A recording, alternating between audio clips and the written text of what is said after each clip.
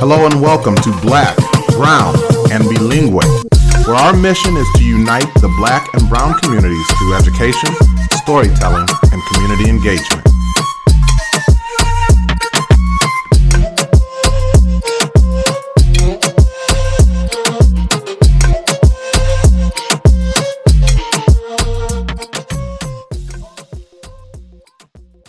The vision of Black, Brown, and Bilingue is to be part of creating a world in which Black and Brown identities are affirmed, bilingualism and biculturalism are nurtured, and equity is the driving force behind all that we do. Thank you for joining us again today. I am Lissette Jacobson, and I am one of your hosts. And I'm Maurice McDavid. I'm your other host. Welcome in. It is your host, fun-having, intelligent, just trendsetter, well-educated, transformational leaders. And right now, I'm just talking about Lissette. I'm only talking about her. I'm saying you see the shawl up to the earrings. You see it happening right now, folks. Welcome into another episode of Black, Brown, and Bilingue. Can we talk about this profile? If I lost like 5 pounds, listen, snatch. Okay, sorry. Go ahead.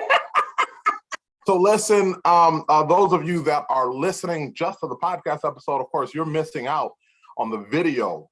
We now are producing video as well, so be sure you check us out. We have our own YouTube channel. We have been trying to grind, and that has actually brought us to today's topic.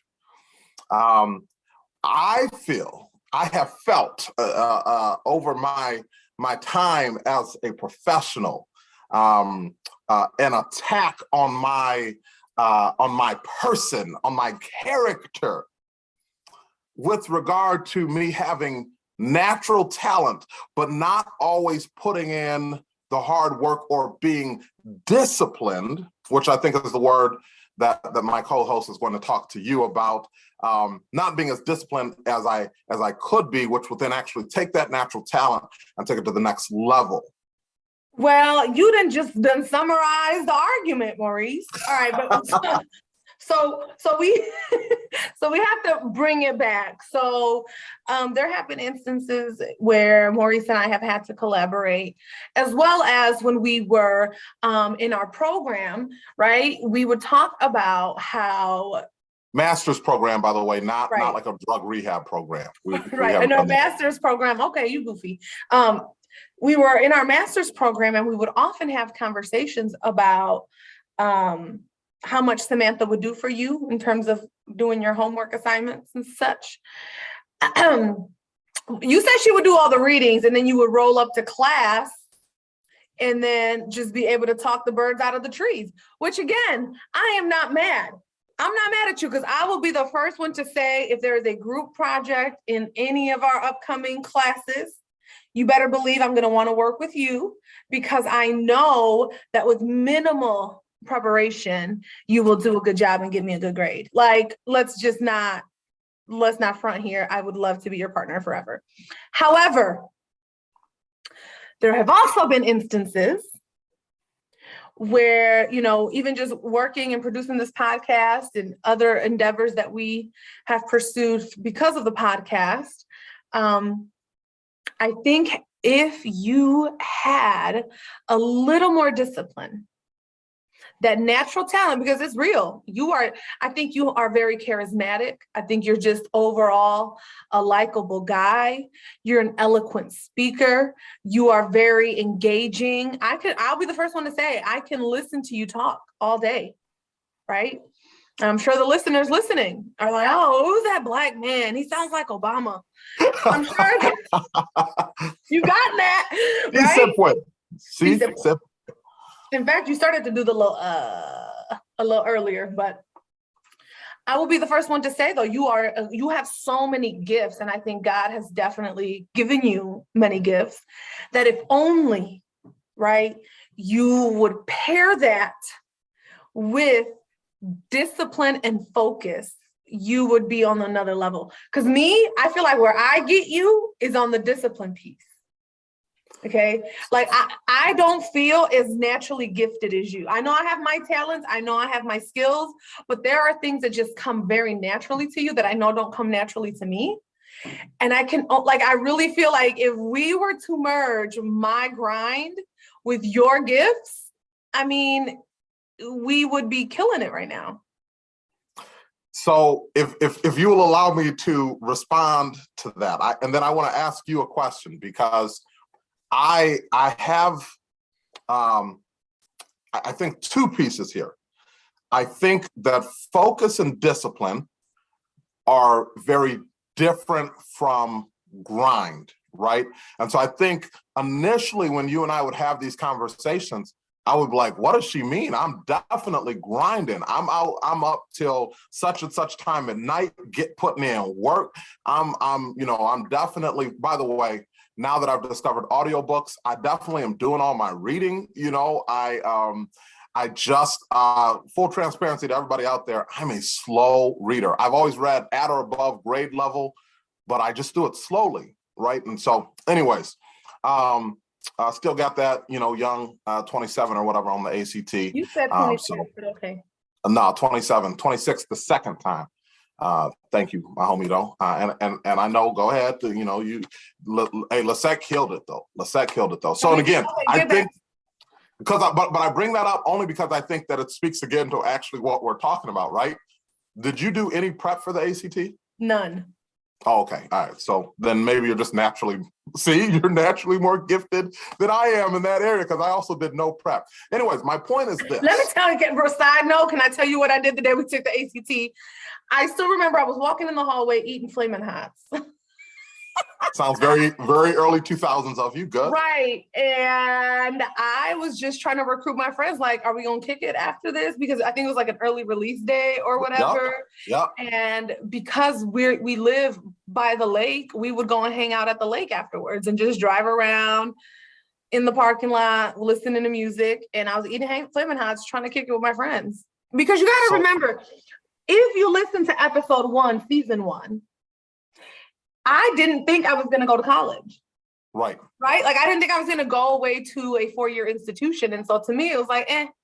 And because I did so well, my counselor was like, hey, no, you got to go. But anyway, go ahead. So I just want to clarify, you probably submitted an ACT answer booklet that had red Cheeto dust on it, right? Probably. The score would have been higher had I not had the Cheeto dust. Right, the Cheeto dust threw off an answer or two.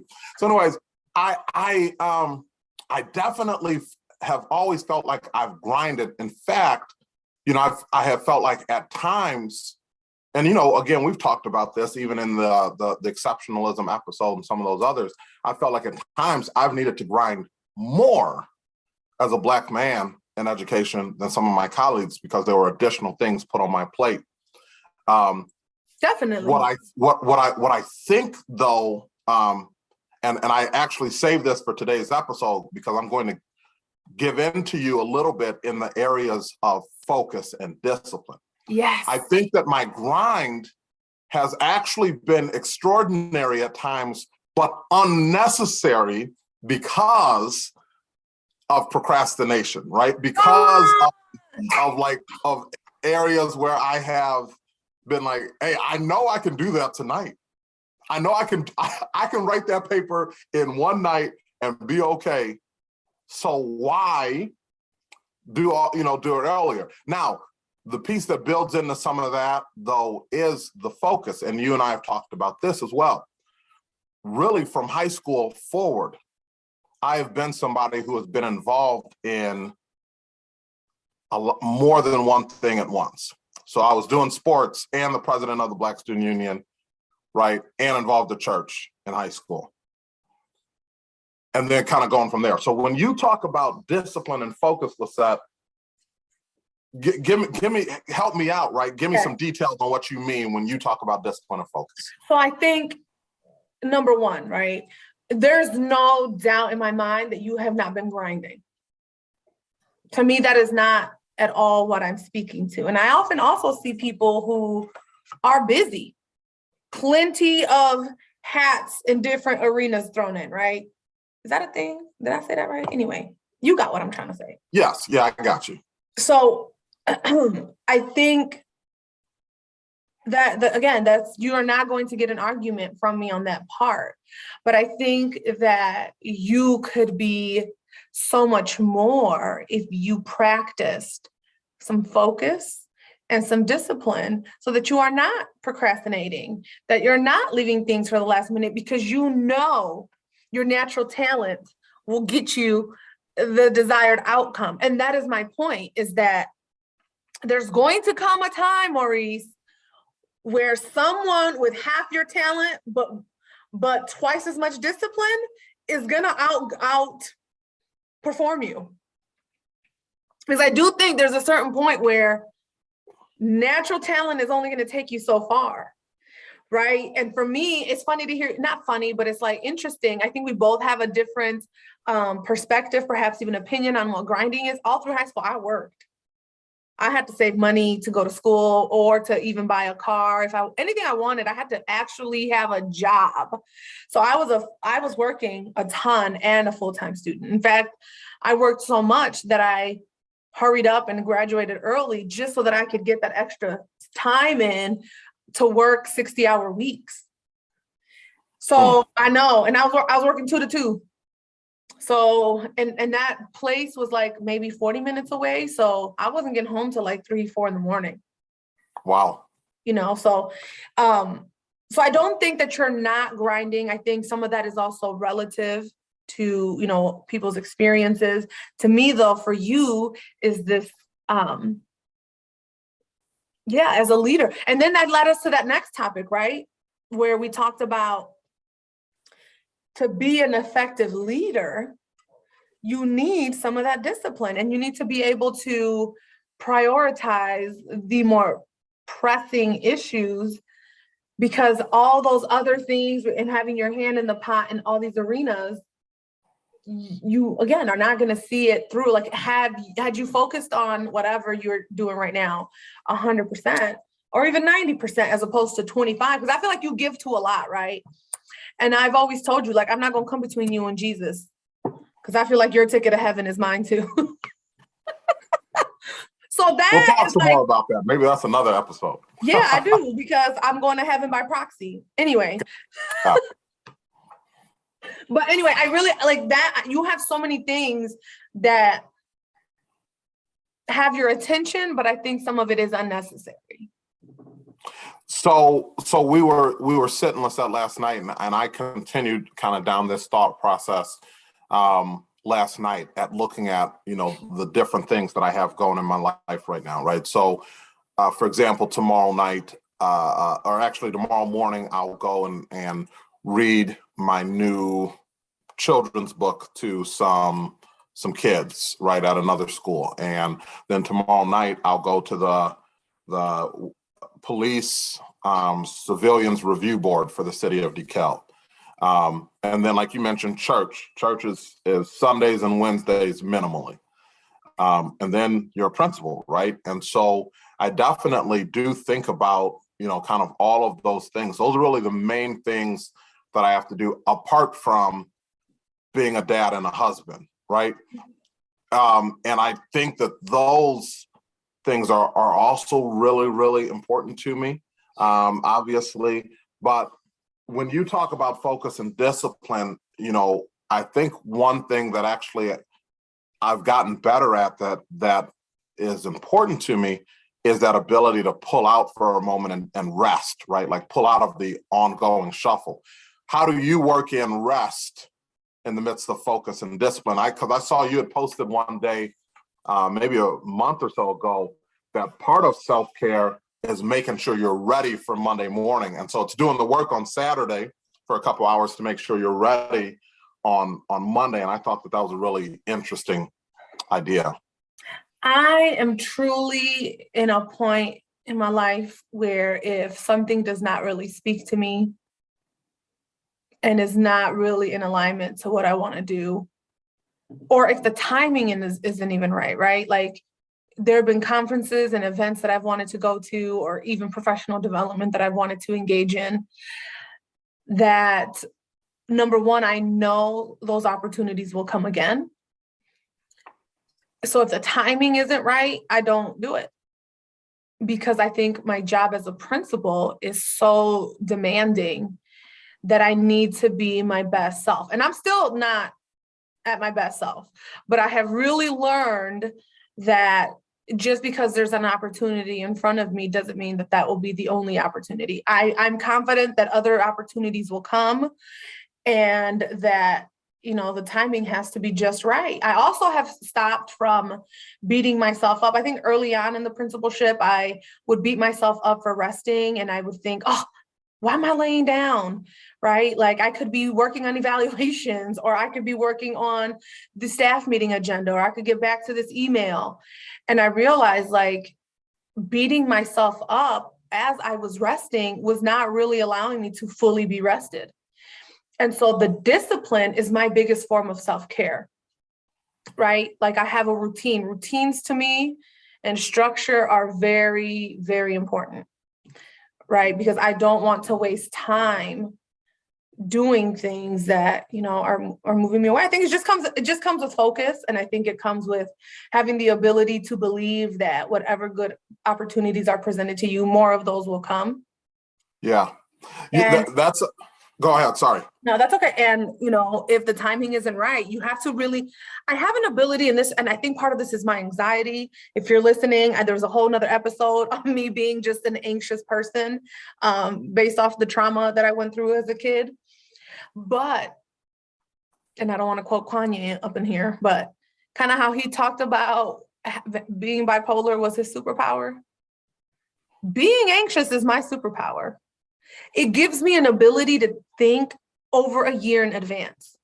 I can tell you right now that when I first arrived at Pioneer, the things I'm finally doing now, 3 years later, are things that I thought about that year one, but I just knew the timing wasn't right. And so having some of those anxious tendencies, always thinking ahead, has allowed me to be strategic when it comes to leading. Now, on the flip side of that, where anxiety kicks my butt is just sometimes the day-to-day stuff where I feel drained and not my best self. So sometimes the day-to-day interactions really are impacted by my anxiety, but my strategic planning, my vision, where I want to lead us a couple of years down the road, I can see that very clearly. I love that. I love that, turning something that I think is oftentimes perceived as a hindrance, right, or a negative, and turning that into something positive. You know, I've shared as well through the podcast my first kind of experience with real anxiety, and I must not have gotten to that good part yet. Because for me, if I'm if I'm dealing with anxiety, it has not yet flipped into that piece. In fact, I normally am so lackadaisical, right, and I know.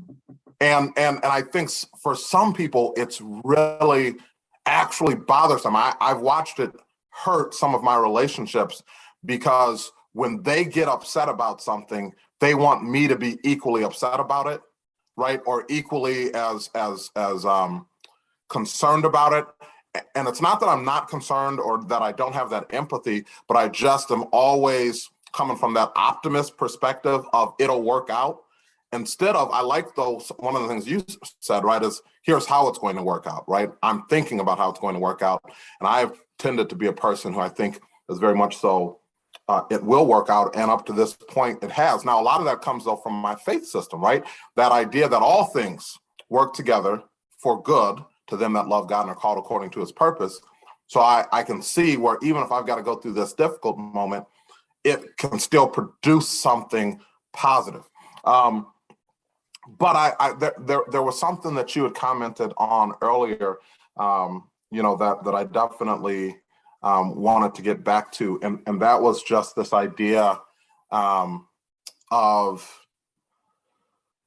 discipline being kind of your self-care, right? Yes. And I think honestly, for me, connected to that, right, is that ability to rest, that ability to rest without feeling bad about it. I was actually just listening to a preacher who was talking about the fact that like literally right in the Judeo-Christian story of creation, number one, God creates over 6 days, right? And the lesson to be learned there is that life is a process. It is not something that you just show up on day one, snap your finger, and it happens, right? But number two is on the seventh day, God himself rested. And sometimes we feel bad about resting. It was actually, there was a podcast I was listening to with KB and Amin. The podcast is Southside Rabbi, and it was on rest. And they said, now look, if you as a person of faith look into the scripture and see Jesus sleep in a boat, and then you tell yourself you can't rest because you're not being faithful, if you rest, how are you better than the master, right? If he had to rest, then we got to rest. But also, he was always on message, right? He was disciplined enough to say, hey, here's what I'm here for. Here's what I'm doing. Here's my focus. And so there's also something to be said about that discipline piece that you're talking about, allowing that discipline to actually create those opportunities for rest, where you can rest easy, right? Because you've gone through and you were disciplined on the front end. So now then on the back end, you can rest a little bit easier. So number one, Jesus was like healing the ill. So we're not on the same level as Jesus. I'm just messing with No, but we are doing work that is healing work. Right. I think, so back to that discipline piece, I don't want the listeners to walk away thinking that I'm so disciplined that every minute of my day is accounted for. That's not true. But I do find that having the discipline of planning even a year at a time, then scaling it down to 3 months, down to the monthly, down to the weekly. My goal is to get down to the day-to-day, but at least for work, it eliminates so much chaos, confusion, stress, because that's the part that gets me stressed. It's the stuff that is unforeseen, right? The stuff that you hadn't accounted for, because the principalship already has so many unknowns, that if I can do the best that I can to try to have everything else around me ready to go. So when those unknowns do creep up, right? Like the angry parent in your office saying he didn't get a phone call from school because the child fell down the slide or whatever, that will no longer overwhelm me. Because before it was like I'd be in the middle of working on something or putting out a fire and then I get an angry parent. Well, when stuff is up and running, I can respond and give it the time that it requires. And so one of my greatest mentors, Abby Madare, she always taught me to plan minimally a month at a time. And so even it's crazy to me when I see people planning only like the week view. My view has to be monthly. I always have to have a month view versus the week, Monday, Tuesday, Wednesday, Thursday, Friday. That stresses me out. Because if you look at it from a monthly perspective, you're able to really sense, okay, I can actually do this, or I can actually do that. It just is, it's a much better flow, but it has taken time and discipline. And then just going back to this idea of like being a leader, right? There definitely are some traits that you have. For example, you're charismatic, I'm being real nice to you. You're charismatic. You are an excellent communicator in terms of like verbal communication. Excellent.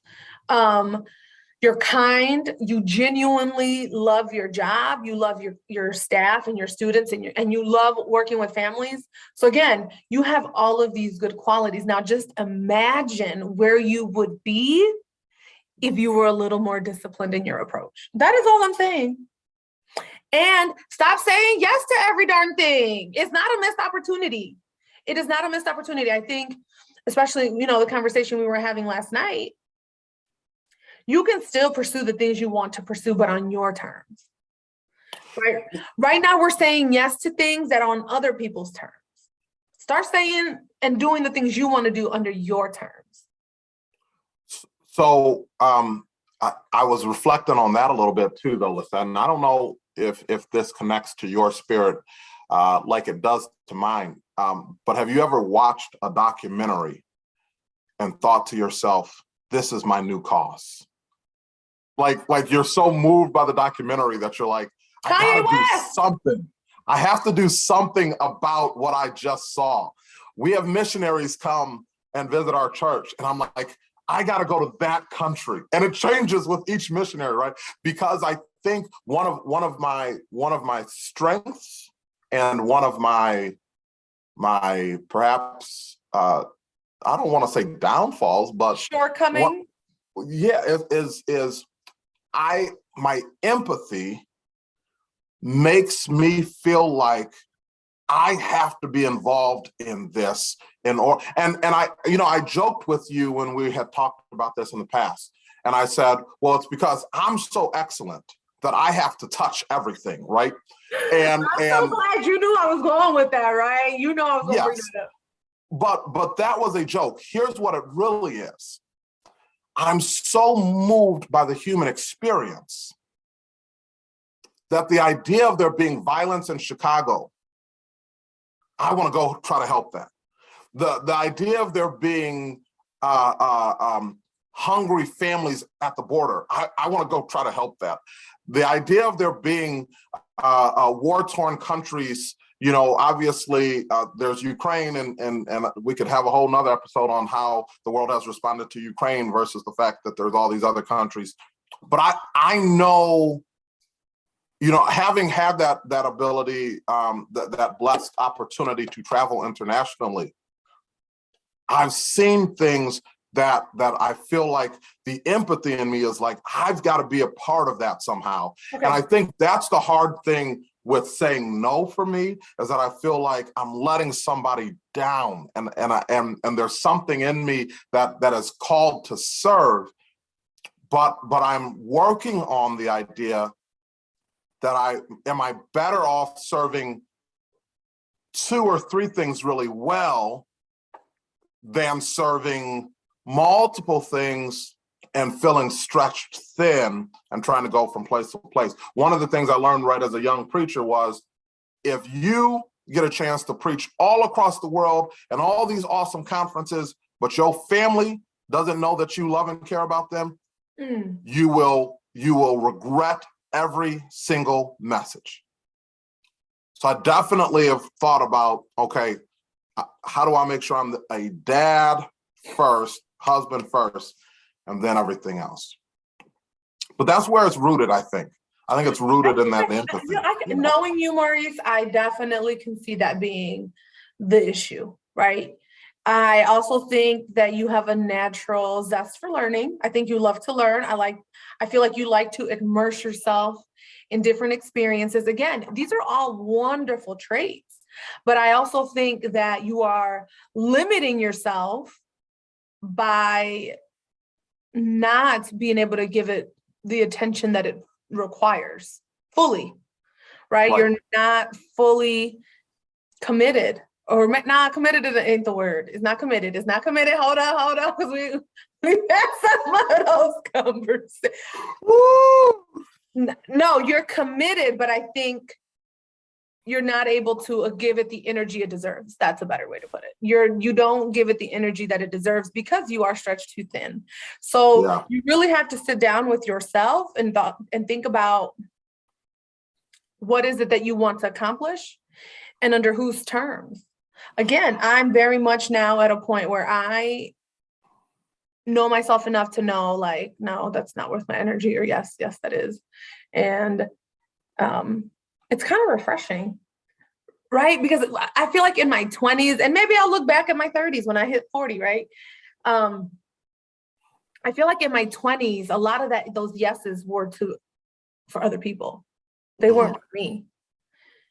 They were for me to whatever other need I was filling by saying yes to everybody, whether it was people pleasing, whether it was to give an impression that I'm this or that, like, that's not important to me anymore. Yeah, that's really interesting too, because I do think that I was reflecting. There are some things that I was participating in. I've given up a couple of things, as I was thinking about it. I was serving on a council thing for Knox and working with a buddy of mine from Knox, doing some writing on another piece, and I had to go to both of those folk and say, "Hey, I can't continue with this as I'm, going back to school." Oh, that's the additional piece, right? That we both are trying to manage, as being in school as well.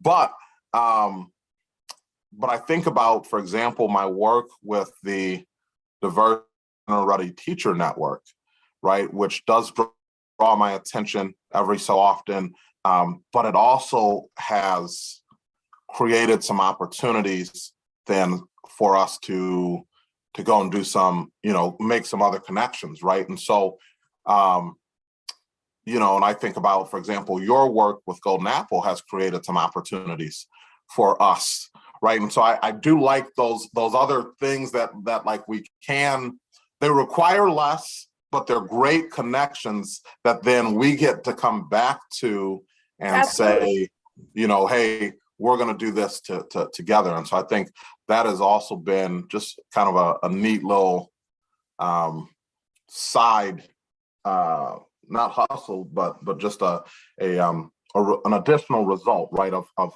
being willing to say yes to some things. Now, I'll be honest with you. You mentioned the idea, right, of like feeling like you needed to please somebody else or do this for somebody else. I think about initially applying for that DLERT position was definitely like, for the gram. Well, no. Metaphorically speaking. Yeah, well, I mean, to the extent that, I ended up in the paper here locally. I thought about it though, right, as an opportunity to elevate that conversation that we were trying to have as a district. Sure. And it was happening at the state level, but also I knew some folk on the committee, right? And so as I did that, I was like, man, we got to do what we got to do. So. But again, so it is, and I think everyone right now is trying to brand themselves. But sometimes what looks good for the brand isn't substantive work. Right? Like, there are so many endeavors that I could have pursued. And it's not, I say that as humbly, but it goes back to aligning to the purpose. And I've said no, because even though publicly it would look really good, I knew that it wouldn't not only fulfill me, but it's kind of like, also, have you ever seen somebody, and maybe this is a little cynical, I'm being a little vulnerable saying this, but like, have you ever seen somebody get recognition, but like, man, but ask them how their building is doing though. Like, I'm being honest, right? Like, some of these awards that people get and recognition, it's all about who you know and not necessarily what you've done.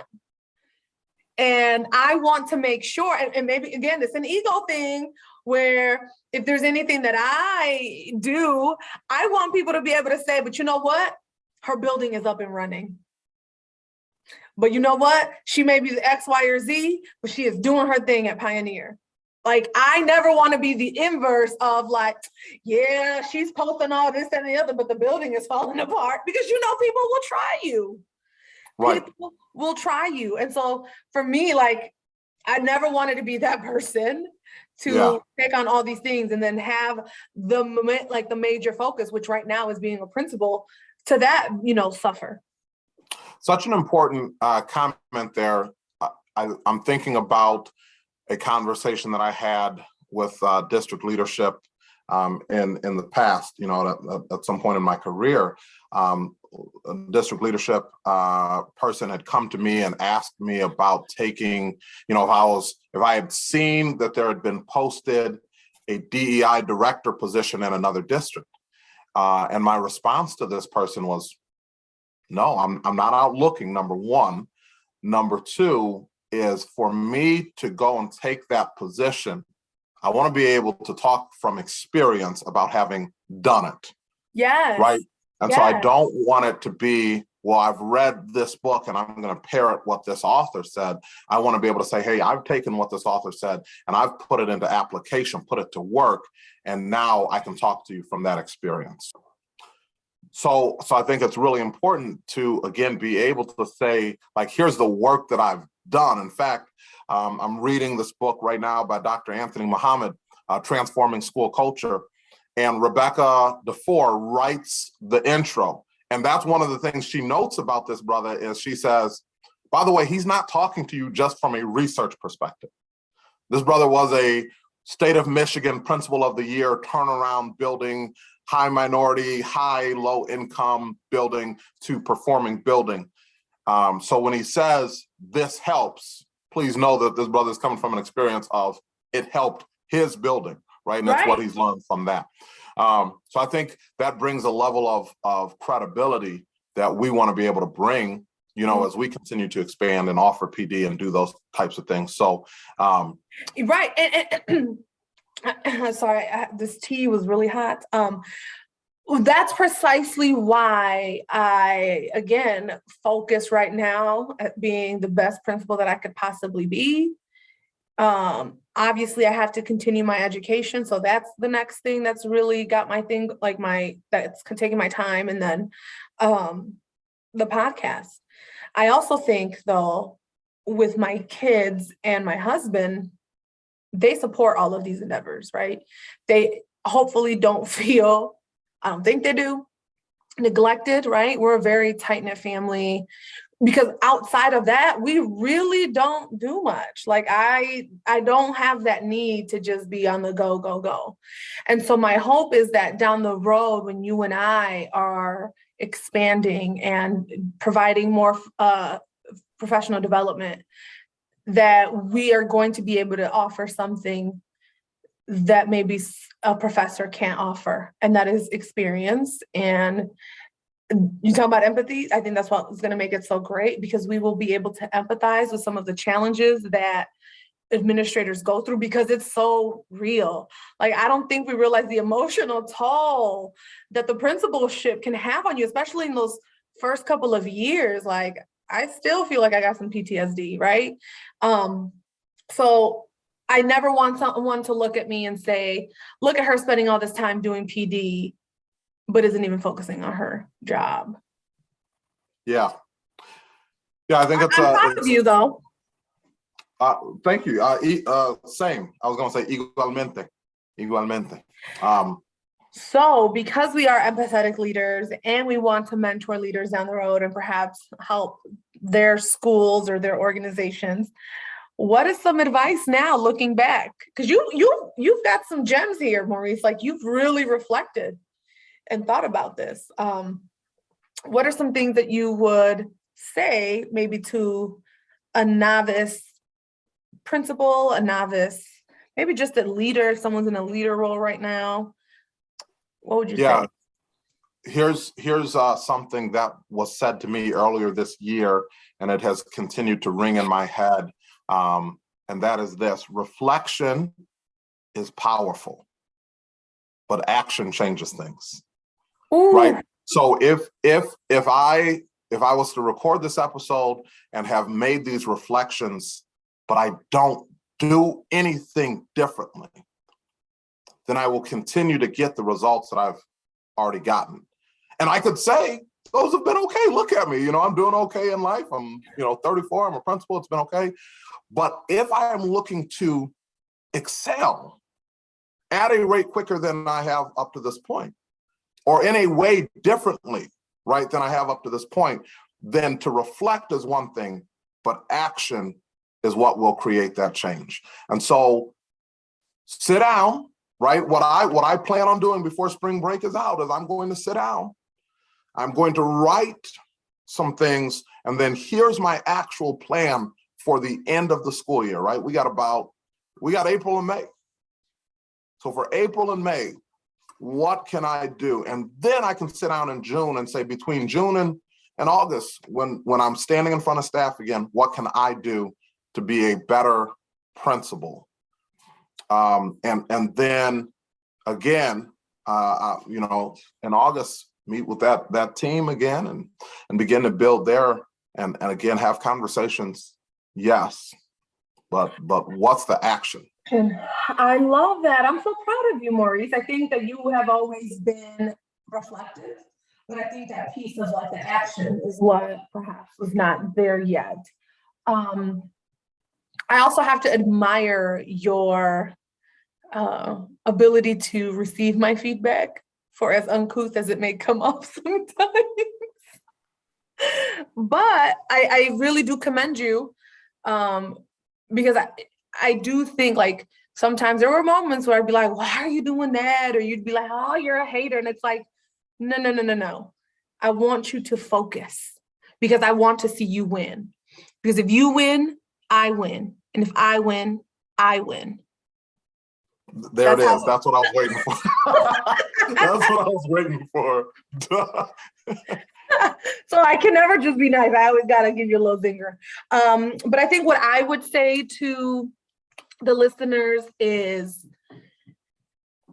this hustle culture is so toxic.